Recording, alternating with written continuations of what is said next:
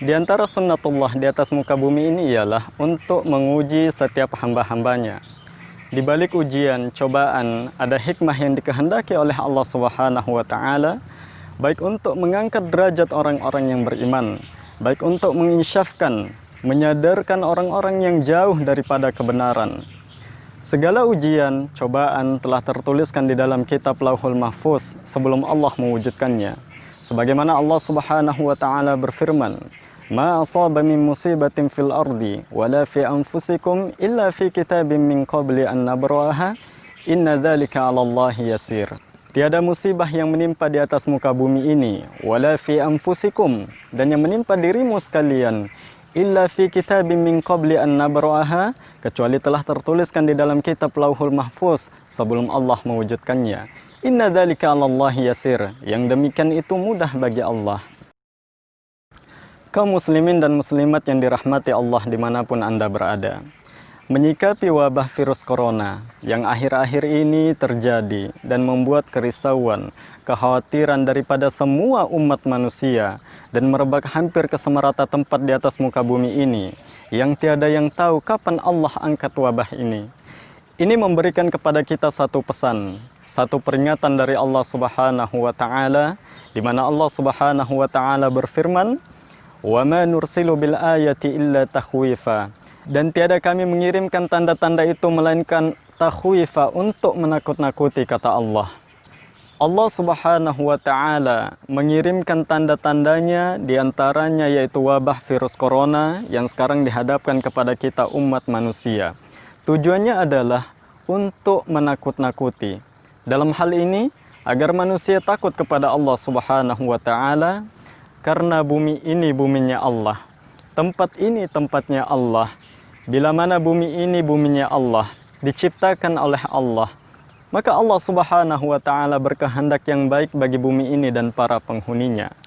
Namun, bila mana para penghuni bumi ini menyalahgunahi daripada keberadaannya di atas muka bumi ini, berlakunya kemungkaran, berlakunya kemaksiatan, berlakunya kesombongan, maka di sini Allah Subhanahu wa Ta'ala selaku pemilik bumi ini akan mengirimkan pesan-pesan, akan mengirimkan peringatan-peringatan agar manusia kembali ke jalan yang benar.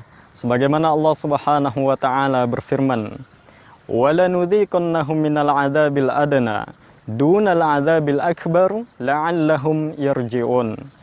Dan kami pasti akan memberikan rasa kepada mereka, kata Allah, daripada azab yang kecil di dunia, dunal adzabil akbar, bukan azab yang besar di akhirat, la'allahum yarji'un, agar manusia kembali ke jalan yang benar, kembali kepada Allah Subhanahu wa Ta'ala.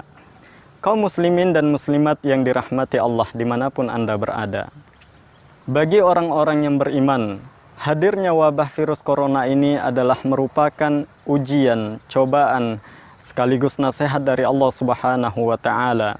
Namun, bagi orang-orang kafir, mereka yang ingkar kepada Allah Subhanahu wa Ta'ala, ini adalah merupakan peringatan atau bahkan mungkin azab dari Allah Subhanahu wa Ta'ala. Namun sebagaimana dikatakan dalam ayat tadi, hanyalah azab yang kecil di dunia, dunal azabil akbar, bukan azab yang besar yang dimaksudkan, yaitu di akhirat. Kaum muslimin dan muslimat yang dirahmati Allah dimanapun Anda berada, bagi orang-orang yang beriman, munculnya wabah virus corona ini adalah bagaimana kemudian kita meyakini takdir Allah, bahwasanya Allah mampu melakukan apa saja. Bukankah Allah Subhanahu wa Ta'ala sebelum corona ini pernah menenggelamkan Fir'aun dan bala tentaranya di Laut Merah? Kita kenal Raja Namrud pada zaman Nabi Ibrahim alaihi salam, raja yang begitu kejam, yang begitu zalim. Allah binasakan hanya dengan seekor lalat yang menghinggap masuk ke dalam telinganya dan membuat kasat kusut di dalam kepalanya selama berhari-hari, hingga Raja Namrud yang zalim menemukan ajalnya hanya dengan seekor lalat. Kita kenal kaum Ad di zaman Nabi Hud alaihi salam. Mereka tinggi besar, kekar. Allah binasakan dengan tiupan angin. Kita kenal Qarun di zaman Nabi Musa alaihi salam. Seorang yang kaya raya, memiliki kekayaan yang melimpah, namun enggan beriman kepada Allah Subhanahu wa Ta'ala. Dengan sombongnya berjalan di atas muka bumi ini, Allah binasakan, ditelan oleh bumi beserta harta-hartanya.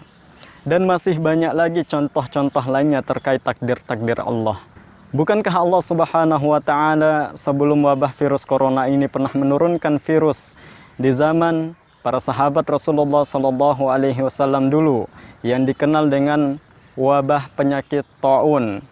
Demikian Allah Subhanahu wa Ta'ala menurunkan semua ini menjadi pelajaran untuk kita semua. Bagi orang-orang yang beriman tahu bahwa Allah Subhanahu wa Ta'ala mampu melakukan apa saja yang diinginkannya.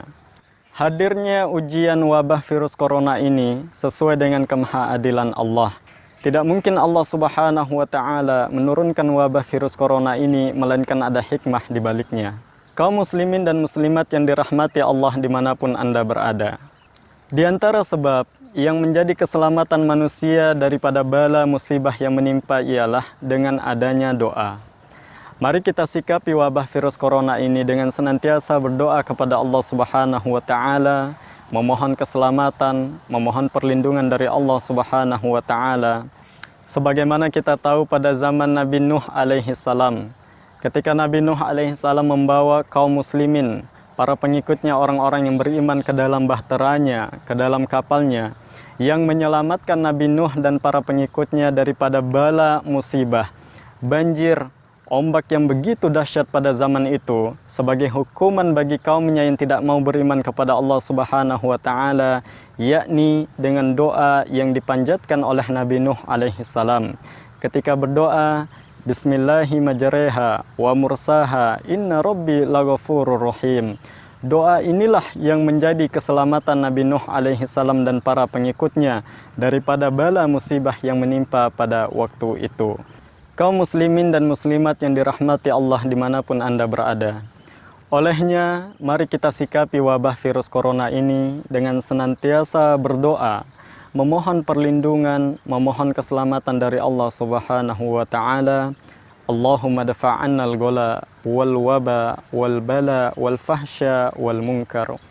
Wassalamualaikum warahmatullahi wabarakatuh.